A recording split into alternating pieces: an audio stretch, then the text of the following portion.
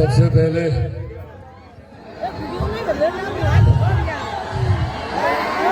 इस प्यार के लिए, इस सम्मान के लिए आप सबका हृदय से आभार व्यक्त करता हूं।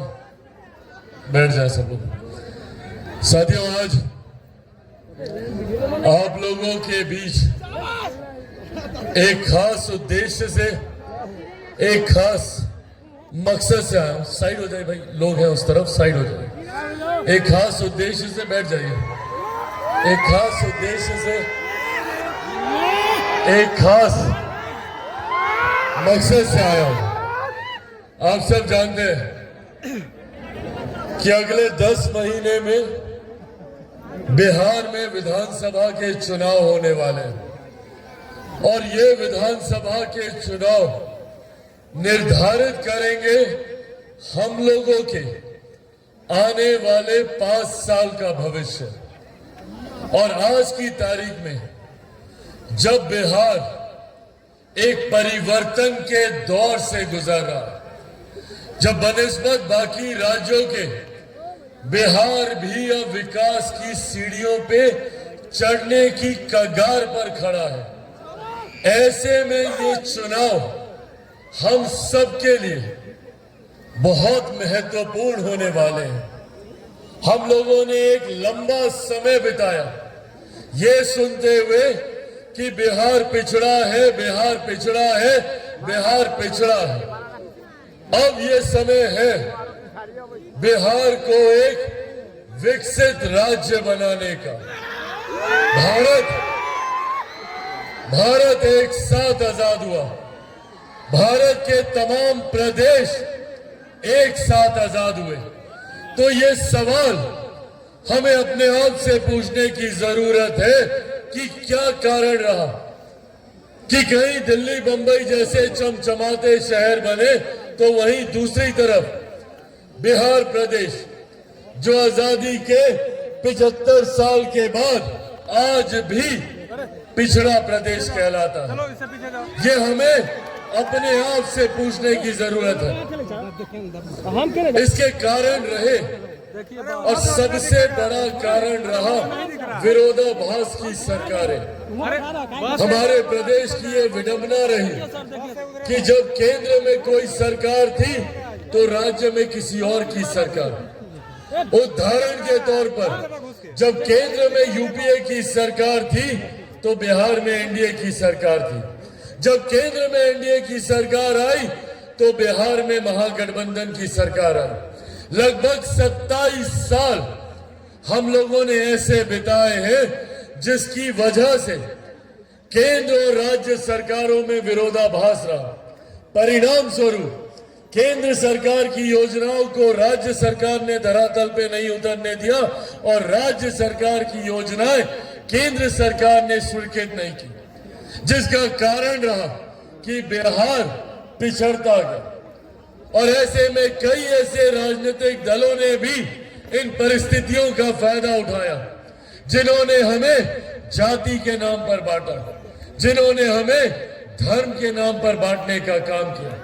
जातीयता के नाम पर, सांप्रदायिकता के नाम पर हम लोगों को ये राजनीतिक दल बांटते गए, हम बढ़ते गए, पर बदले में जो वादा हमसे किया गया था कभी इन दलों ने उन वादों को पूरा करने का काम नहीं किया। और तो और 90 के दशक में एक ऐसा दौर हम लोगों ने देखा जिसकी वजह से हमारे प्रदेश के युवाओं को पलायन करने के लिए मजबूर किया गया। और आज भी तकलीफ मुझे इस बात की होती है जब मैं देखता हूं कि बिहार के युवा दूसरे राज्यों में जाते हैं। दिल्ली में रहा हूं, बंबई में मैंने काम किया, पर मैंने आज तक कभी नहीं सुना कि कोई दिल्ली का लड़का या लड़की बिहार आता हो शिक्षा के लिए। आप लोगों ने सुना क्या? बंबई से कोई लड़का लड़की बिहार आता है रोजगार के लिए?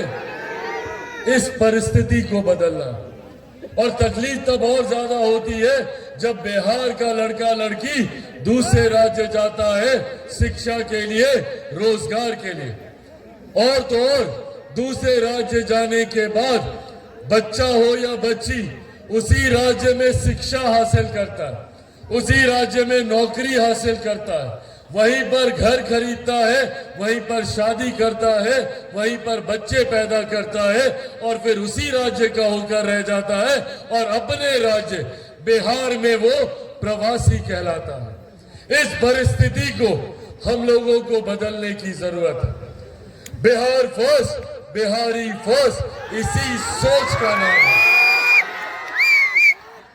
इसी सोच को लेकर, इस संकल्प को लेकर हम लोग आगे बढ़ने का काम कर रहे हैं ताकि आने वाले दिनों में किसी भी बिहारी युवा को बिहार छोड़कर दूसरे राज्य ना जाना पड़े। हम लोगों को अपने ही राज्य में हर वो सुख सुविधा मिले।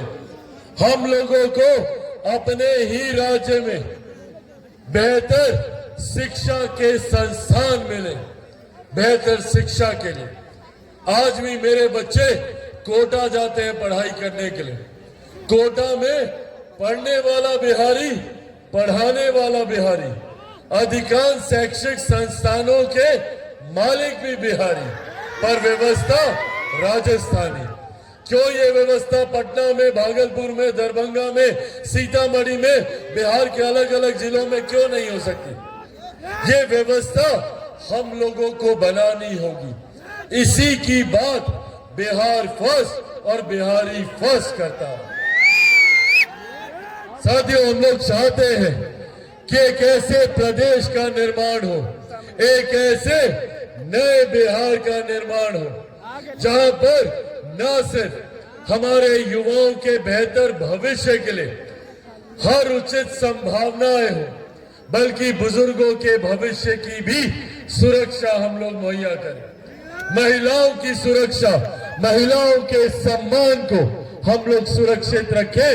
इस सोच के साथ बिहार फर्स्ट और बिहारी फर्स्ट